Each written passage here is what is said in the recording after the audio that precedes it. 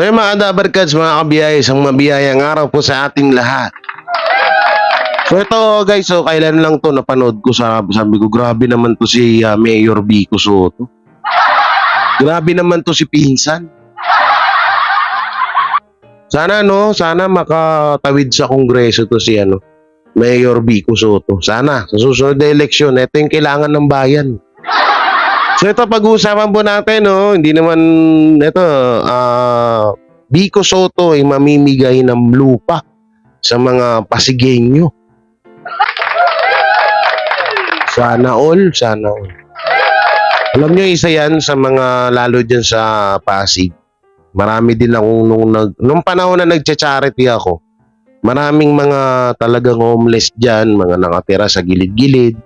No, may mga bahay din dyan ng mga yung tinatawag na squatter. No, at may mga bahay din ng mga sira-sira. Kasi nag-charity vlog din ako dyan eh. So, yun nga, napakalaking tulong to sa mga kababayan natin dyan sa Pasig kung gagawin or gagawin ni Mayor Vico Soto na anak ni Bossing Vic Soto. So, ibig sabihin, kung nagawa niya nga sa Pasig, maaaring niya itong magawa sa buong Pilipinas. Kaya kung sakali man na tumakbo to si Mayor Vico Soto bilang senator or vice president o sa pagiging vice president siguro medyo maaga pa. So, siguro hindi natin maano yan. Tsaka ito Tito Soto may napakataas ng yung tinatawag na ba yun, yung kalimutan ko yung salitang yung salita doon na naman tawag doon. Wala sa isip ko bigla. No, nasa susunod na eleksyon maaaring manalo talaga to si Tito Soto. Ang taas ng yung tawag doon, yung nakalimutan ko yung survey. Oo, yung kanilang survey ng sa kung sino yung mga gustong iboto ng sambayan ng Pilipino at nangunguna nga po si Tito Soto. Grabe. Mga Dabarkads hindi lang tayo sa noontime show pati din sa politika natin, suportahan at ipagtanggol natin si Tito Soto at si Mayor Vico Soto. So ito yung video, panoorin natin Grabe to, sana all. Sana. Ating mga benepisyaryo ngayong umaga, congratulations po sa inyo, and again, ito pa lang po ang umpisa ng mas magandang bukas. Good morning po ulit. Si Maraming salamat, Vice Mayor. Vice Mayor. Siyempre, nandito rin po ang ating Mayor, ang pinakamamahal na Mayor, Vico Soto.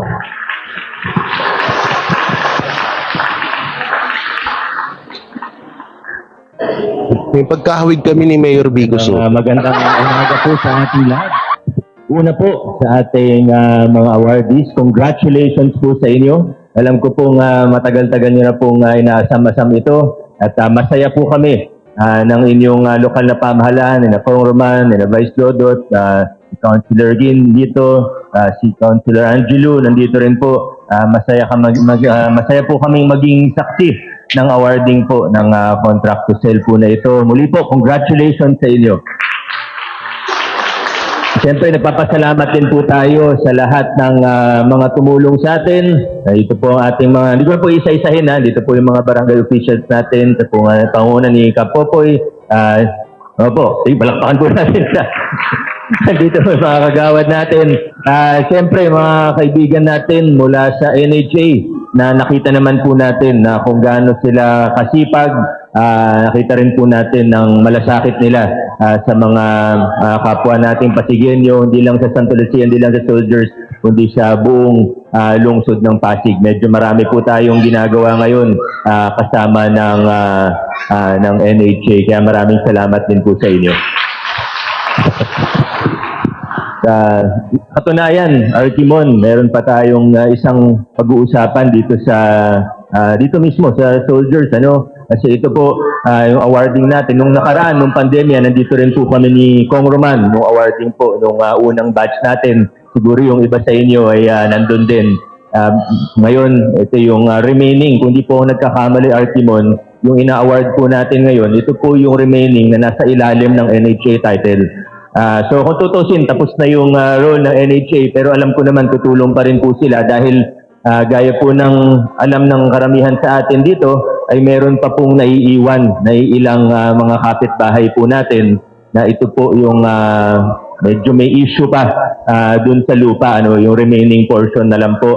At kami naman po ay willing, kanina nag-uusap po kami ni Kong Roman, pinag-uusapan namin, ano ba yung mga pwede nating gawin? Ano ba yung next steps na pwede nating gawin? At siguro, Kong Roman, ako na po yung hihingi ng tulong sa inyo, gaya na napag-usapan natin kanina, na alamin lang talaga ano ba yung status, kung sa simbahan ba talaga yan, ano ba talaga yung status ng lupa, para matulungan po natin yung mga kapitbahay Walang natin. walang sulat-sulat, dire-diretso yung salita. Ang commitment naman po, pag tinulungan tayo ni Kong Don, ang commitment naman po ng lokal na pamahalaan, kung ano man yung kalabasan, kung ano man yung status talaga ng lupa, kung makakatulong po, bilhin na lang muna ng LGU, tapos kami na po yung mag-contract to sell para dun sa remaining. Galing. Maaring yung mga lote po ninyo mismo ay hindi na po makakasama doon, pero sana ay suportahan nyo pa rin yung gagawin po natin dito, suportahan nyo yung lokal na pamahalaan para tuloy-tuloy po tayo dahil pare-pareho naman po tayo ng hinahangad dito. Gusto po natin na mapasa inyo ang lupang kinatatayuan ng mga tahanan ninyo at gusto po natin ay lahat kasama. Gusto po natin ay lahat makasali. So, hindi ko na rin po masyadong hahabaan ang aking mensahe gaya po nung mensahe ni Kong Roman na medyo maiksi po dahil medyo, gaya na nabanggit kanina, medyo mabigat po yung mga schedule natin ngayon. Pag gantong mga buwan po kasi ng Setyembre hanggang Oktubre, ay budget season po talaga yan. Pinaghahandaan po natin ang budget natin para sa taong 2024. Pero siguro nakita naman po natin noong nakaraang mga taon, kahit dumaan pa yung pandemya, tuloy-tuloy po nagtatrabaho ang inyong lokal na pamahalaan. Minsan sinasabi nga po sa akin, sabi, Vico, Mayor, dapat mas kinukwento mo yung ginagawa ng LGU. Kasi minsan daw may mga ginagawa ang LGU, hindi na nababalitaan o hindi na nalalaman na LGU pala ang gumawa nun. Kasi hindi naman sa mahihain tayo, pero hindi tayo masyadong magaling magbuhat ng sariling bangko. Pero kung makikita naman po natin, kahit mag-ikot po tayo, hindi na po natin kailangan lumayo. Makikita naman natin, nagtatrabaho ang ating lokal na pamahalaan. Mula sa malaki hanggang sa maliit, nakita natin yung health center po natin na pinalapit po natin dito sa lugar po ninyo hanggang sa maliliit na bagay gaya ng fire extinguisher natin na lahat ng looban na nilagyan natin. Minsan hindi ko na po nakikwento sa inyo, hindi na po natin na pag-uusapan, pero asahan po ninyo na tuloy-tuloy lang po nagtatrabaho. Maingay man o tahimik, tuloy-tuloy po nagtatrabaho ang inyong lokal na pamahalaan. Yung mga malalaking pagbabago po na nasimulan natin noong 2019, pinaiigting pa po natin. At sa totoo, natutuwa po ako at i-share ko lang po sa inyo. Alam niyo, pag nagpapakilala po ng malaking pagbabago sa isang lugar, isang organisasyon, isang kumpanya, isang pamahalaan, pag nagpakilala po talaga ng malaking pagbabago, gaya ng ginawa natin na talagang nilinis natin ang ating pamahalaan, hindi po talaga madali yun. Sa una, talagang medyo mahirap po. Gaya ng pag mag-renovate ka ng bahay mo, papakilala ka ng pagbabago sa sa bahay mo, may re-renovate ka. Sa una, di ba, gugulo ng konti, papangit ng konti, bago gumanda ulit. Pero nakakatuwa po dahil kahit na nagpakilala tayo ng mabibigat na pagbabago sa ating lokal na pamahalaan, marami pa rin tayo nagawa noong first term natin. Dire-diretso, walang hinto yung speech ni Mayor Vico Soto. Gusto ko pong sabihin ngayon, ay kahit marami tayo nagawa noong nakaraang 3 taon, noong unang term, ay ngayon po, mas nagkakaroon pa tayo ng momentum. Kaya kung maayos yung last 3 years o last 4 years, ay mas maganda pa po, mas maliwanag pa po ang hinaharap ng lungsod ng Pasig. Galing. Basta ang importante, magkakasama po tayo, nagkakaisa po tayo, nagkakaisa tayo tungo sa mga layunin natin at para sa mga hinahangad natin para sa soldiers, para sa ating barangay, para sa ating buong lungsod. Sana po magkakasama po tayo ron. Pero ngayon naman po, araw po ninyo ito. Masayang-masaya po kami na maging saksi sa awarding po ng contract to sell natin. Congratulations sa lahat po ng mga awardees. Congratulations po sa ating lahat. Maraming salamat. God bless. Salamat, Mayor. So yun no, di ko lang alam kung ilang bahay or ilang pamilya yung binigyan diyan sa Pasig. Pero alam nyo kung halimbawa na si Mayor Vico Soto ay maitawid natin to sa Kongreso, malaking tulong to sa Pilipinas. Ito yung kailangan natin, yung action agad. Ito yung mayor, no, na napanood ko talaga at sinubaybayan ko. Alam mo, minsan tataka ko, araw-araw talaga, walang kapaguran. Araw-araw na, araw-araw ho na nag-iikot sa Pasig. Araw-araw na nag-iikot sa Pasig. Yan i-check yung mga lugar-lugar, kung anong mga problema. Tapos hanggang sa kinabukasan, sa susunod na araw, aaksyonan. Ganun dapat eh. Alam mo, ito sa Taguig din naman, dito rin naman sa amin, sa Taguig. Si Mayor Lani Cayetano, wala rin naman problema kasi ang laki ng pinagbago ng Taguig. Ang laki ng ikinaganda ng Taguig. Kesyo noon at ngayon. Diba? Pero dito nga lang, diba, nandito tayo sa mundo ng showbiz at bilang TVJ TVJ Defender.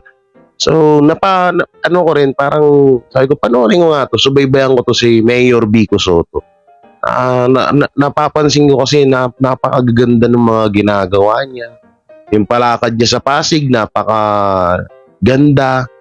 Diba? Alam ko naman, marami din naman ng mga naging mayor na may ginawa rin naman din sa Pasig. Pero iba yung kay Mayor Vico Soto ngayon eh. Ito yung kailangan natin sa Kongreso, promise. Kasi ito, idadamay ko na rin dito sa video na to yung isang video na nandito na mapatungkol naman na alam ko napanood nyo na rin sa iba to.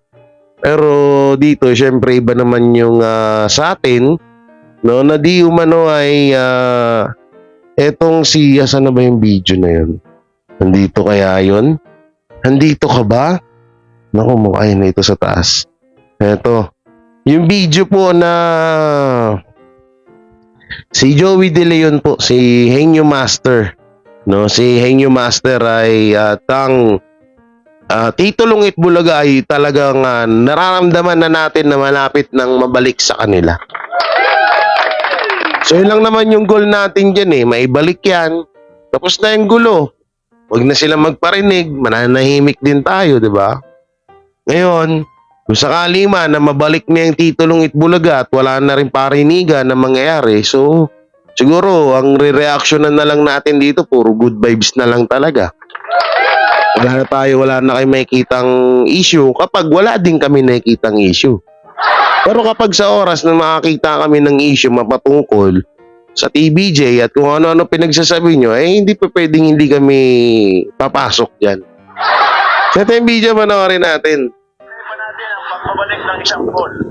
Bulaga. Okay.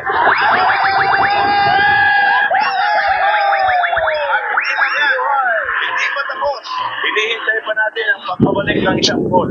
Bulaga. Okay. Isang ball, Bulaga. Oo nga, no? Welcome back, mga kadap. Hmm. Ito na naman po ang inyong lingkod, si Mr. Destiny. Ito yung Bigay na naman po tayo ng pinakamainit na update po ngayon sa social media. ito yung vlogger ng Aldab ah. Ito yung nagpauso. 'Di ba may isa pa akong nire-reaction, hindi ko alam to ah. Pinasa lang kasi sa akin to eh. Si itong vlogger na to na nagsasalita, siya yung nagpauso. Pero siya, sa video niya nag-viral yung si Main Mendoza ay clone. So ano kaya? Naku, mukhang kinakabahan ako ah.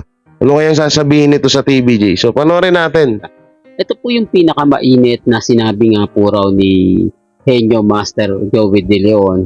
Nabanggit niya ang Bulaga, mga kaldab. Marami kasing komento, maraming nagsasabi, Mr. Destiny, totoo ba ang balita na babalik na o nakuha na nga po ba ni Henyo Master Joey De Leon ang trademark ng Eat Bulaga? Okay? At kumbaga, ito na nga po daw ba ang dahilan o rason kaya ibabalik ang kalye serye dahil nakuha na po nila ang trademark. Ito'y mainit pong pinag-uusapan. Mukhang Na- diskumpiyado ako Sabi dito. ko nga po sa inyo, dito naman po sa channel ni Mr. Destiny, 101% updated po kayo. Di po ba? Ano man po yung mga nababasa ninyo, nakikita ninyo, napapanood po ninyo, chill lang. Di po ba? Ilan naman po yung importante. Ako, masaya po tayo kapag pinag-uusapan ang Kalye serye kasi dyan naman po talaga nagsimula sina Alden at si Maine. Hindi po natin po pwedeng ikailayan at syempre yung mga iba, hindi po ba? Pero ngayon sa mga nangyayari at nagaganap,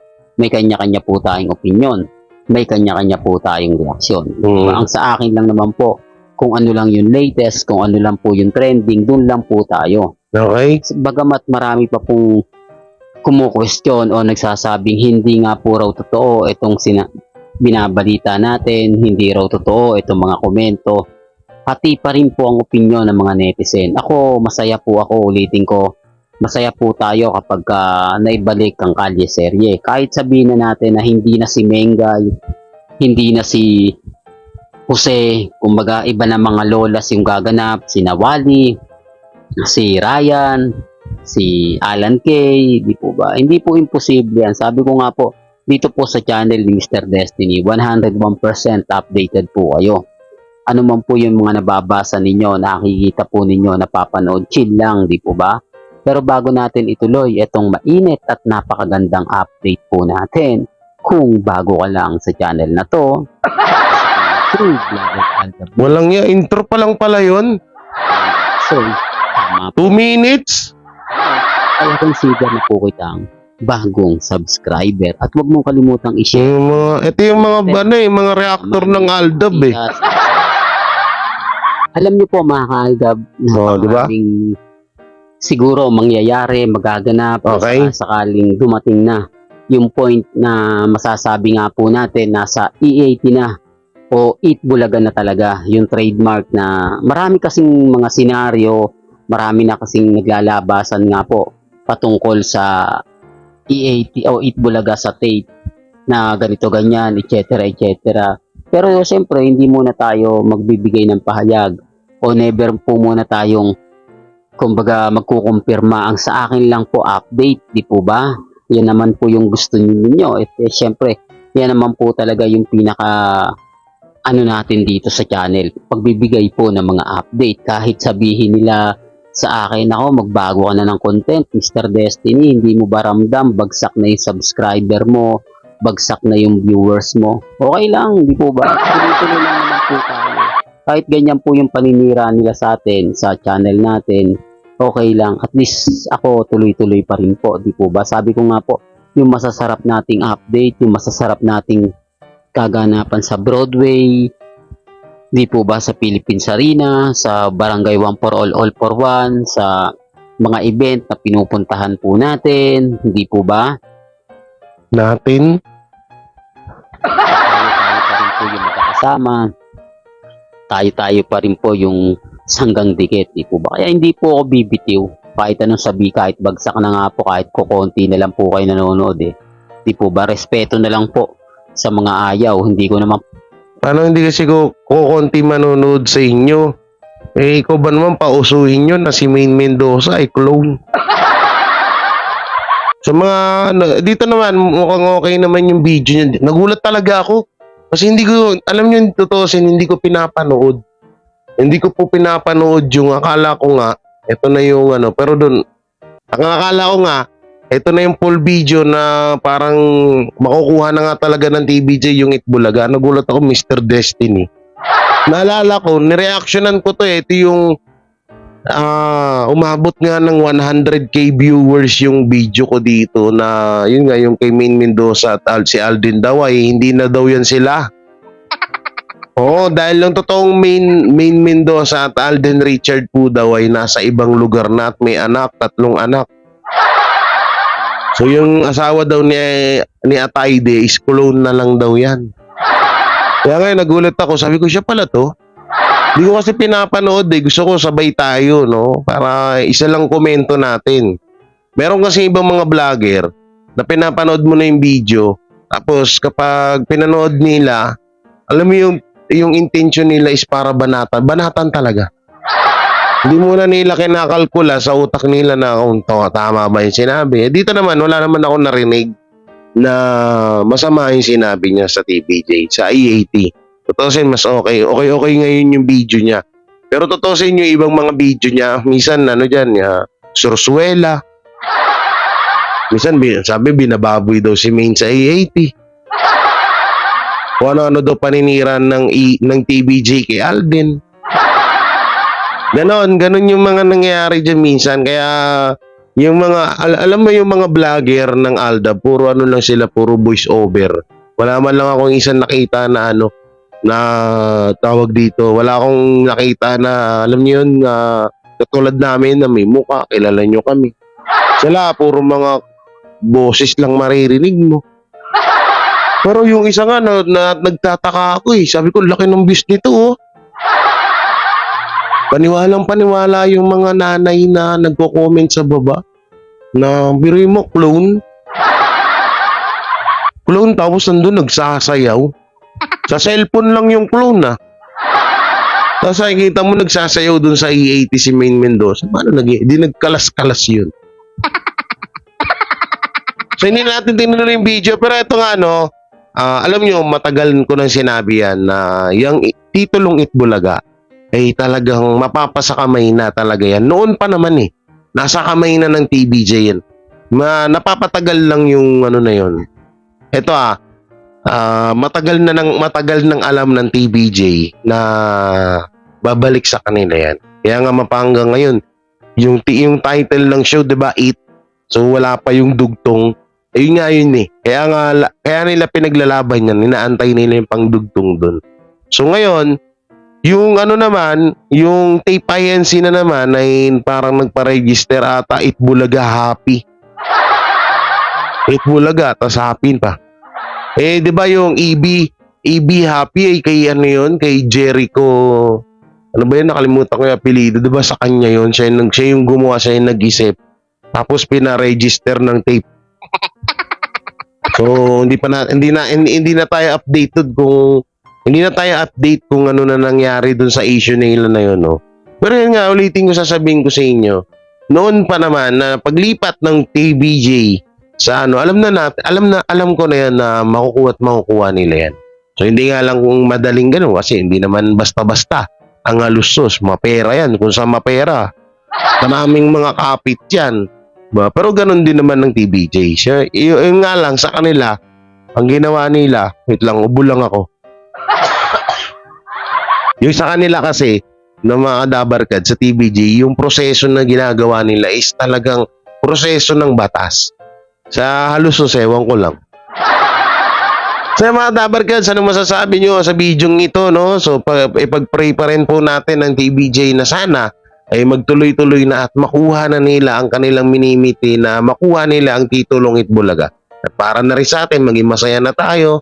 So, pag dumating yung araw na yun na wala nang hate sa isa't isa at maibalik na nga yan, yung titulong Itbulaga at wala naman ang bumabanat sa TVJ, ay tayo i-stop na rin tayo sa pag-komento mapatungkol dun sa kabila. Alam nyo naman kung ano na yun. So, halip, magbibigay na lang tayo update or good vibes na lang palagi ang ating mga video, So, hindi naman tayo katulad. Kaya lang naman din kami nagko-content ng mga mapatungkol sa kabila dahil sa banat nila sa TVJ. Dahil kapag hindi naman sila bumabanat, tahimik lang din naman kami, di ba? Tahimik lang din naman tayo, di ba, mga kadabarkads? So yun, ulitin ko mga kadabarkads, mega love shoutout sa inyo lahat. Hindi ko na kayo may isa-isa dyan. Sa susunod, pag naka-live ako, bawi na lang ako sa inyo. At eto, mega love shoutout kay Mami Rena Baher, kay Mami Teresa, kay Kuya Lori De La Rosa, tama ba? Sa kanyang misis, kay Kuya Armin at kay Ate Irene na ayaw nila magpatawag ng Ma'am Sir. Kasanayan ko yun, Ma'am Sir. Pero ako yung tawagin akong Sir. Tsaka kay Mami Rena Baher, kay Mami Lala, sa lahat ng patuloy na sumusuporta kay Jay Guevara. Maraming salamat. Ingat kayo palagi and don't forget to like, share, comment, and subscribe sa aking YouTube channel at ingat kayo palagi and God bless and peace. Bye-bye.